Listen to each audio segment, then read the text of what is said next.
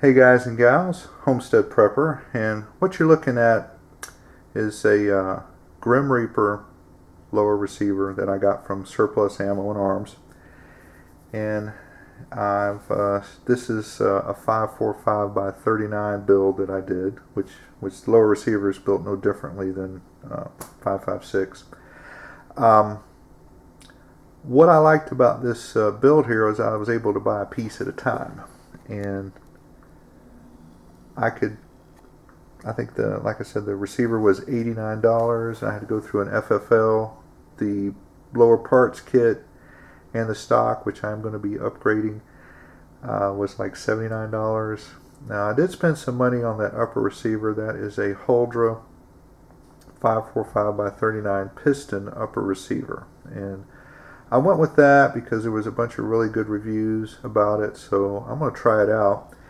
And I couldn't resist the inexpensive surplus ammo that you can buy, which of course now we all know the ATF has outlawed per se that inexpensive Russian surplus ammo. And I don't like to say cheap because my definition of cheap is like if you had $1 million buried in your backyard and you wouldn't spend 50 cents to dig it up. That's cheap, guys. Okay, so inexpensive, thrifty, they all have different meanings. But I did get the ammo for a good price just a little while back. I think the Palmetto State Armory is selling it. It's like $500 for two cans, and I've seen it for $235 around plus shipping. If I had a crystal ball, I'd probably still do the same thing because I was able to get the ammo. I bought the ammo first before I bought the rifle. So, but I don't know if I'll be buying any more ammo.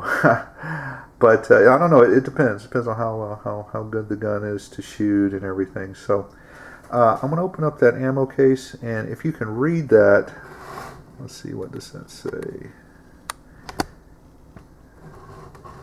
545 RC just means steel cased ammo, and if you look at the two numbers, they're on the left. The three numbers on the left, the one in the middle is the year of manufacture, 1980, and on the right, the 109 over the 80. I think that's the type of powder and the year it was manufactured. So this stuff as of today is 34 years old. So we're going to take it to the range and see how it does. Also, what I wanted to show you was, you see the fit of this lower receiver on the upper receiver. It's very, very nicely fitting. See any gaps or anything like that? Of course, it's going out of focus now, but okay, well, let's get that spam can opened up. Okay, guys, the conventional way to do this is to use this can opener that comes with it. But here on the Homestead Prepper channel, we're going to use, I got a metal cutting blade, and I'm going to cut it open with this.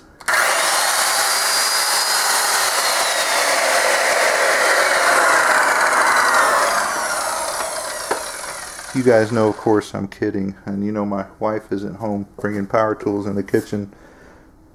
Anyway, I don't recommend you use power tools because the stuff inside is explosive. But there again, guys, there's a lot of videos on how to open these things up. But basically, it just hooks in there like this, and you just go like that, and then it just moves around. I'm not going to show it, but it's pretty simple how it works.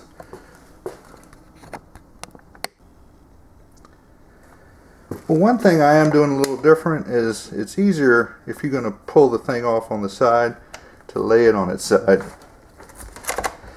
And you get more leverage using a down force than trying to go from the side. And I'll show you in a minute why I'm taking it off this way instead of doing it the other way. But anyway, you can open this up pretty quick.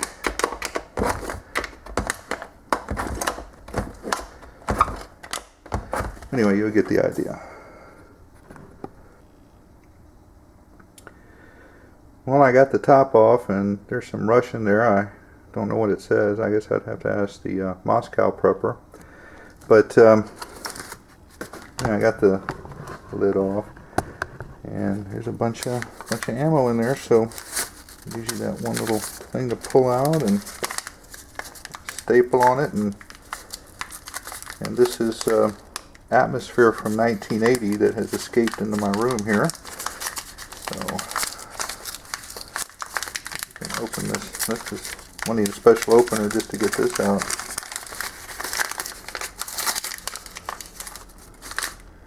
And there it is. Oops.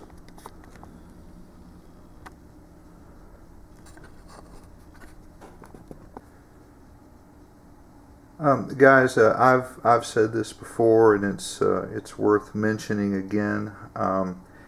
If we ever did have a conflict here in the United States, whether it's a foreign invasion or a domestic invasion, and you're on the freedom fighting side, and you happen to run into some ammo that was really easy to obtain, I would question that ammo. And the reason I say that is the United States has planted ammo out there for the insurgents and stuff in other countries, and what they do is they put some ammo out there and they pack a high explosive in there, and what it does is it blows up the rifle, and it damages the shooter, and they didn't have to risk any troops or any investment other than making some special ammo. So if I made every third round packed with some RDX or something really, really explosive, and I were to put this in one of these tins, and then you distribute it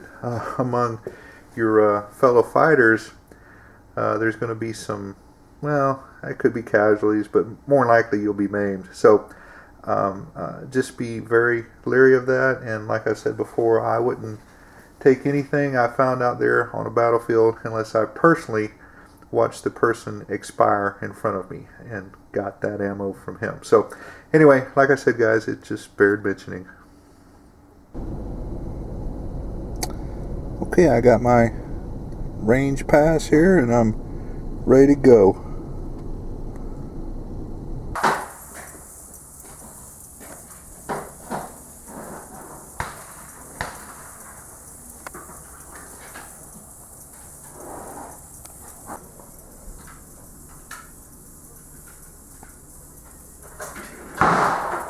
You want to shoot this time? Put some rounds in it. What are you shooting at the 100? This was, yeah, this one I was aiming at the 100. Probably, I didn't have to. I mean, focus? It doesn't look that large, so how am I going to... Okay, what you're looking at on the left is 545, and on the right is 556. And one thing I'm going to have to do is make sure that I don't stick 556 in my 545 upper receiver. The magazines are identical. It's just the follower is made a little differently. But this is marked 545 by 39. What I'm going to do is probably put something on here. I don't know what I'm going to put on here yet, but something I can feel, and that way if it's dark, I don't grab a 556 magazine and stick that in that thing right there. It could cause some problems. So that's one thing I need to watch out for. Another thing I wanted to bring up, and y'all are probably curious about, is how that Hulra upper receiver worked. And I want to say, just like the Reveiws, it worked great. Right in the beginning, there was one failure to feed, but I don't know, that worked itself out. I didn't have any more issues with it, and I put about 300 rounds through the weapon, and it worked like a champ. Just kept on going, and that surplus ammo, it seems to like that pretty good. I didn't have to do any adjustments with the pistons. It just set up just the way it was. Those sights on there, those are Troy fixed sights, and I went with that because there was a lot of good reviews about it, and they were rock solid, and they were really good. And I want to agree with the reviews. They're really good, substantial product. Another thing I want to say is I put those on out of the box, and my first shot I was hitting paper. I did do a couple adjustments, and I was able to bullseye the center, and that was at 50 yards. So I'm very happy with the sights.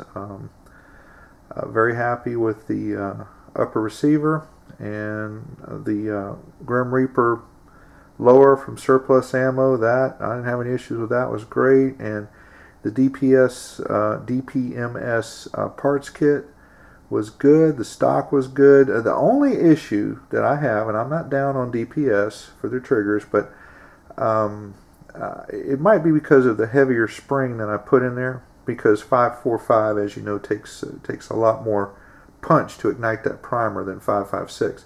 But the trigger felt a little bit grainy, so I might have to pull that out and polish it. But I was still able to do really well on the target, and I'm very happy with the results. And I'm very happy to be using this ammo that I picked up. It was for a deal just not too long ago. So, alright guys, thanks for watching. Homestead Prepper out. You guys probably forgot I thought to mention about what I was going to do with that cover for the I got off of the spam can. Well, there you go. It's going to be a license plate for my bug out vehicle.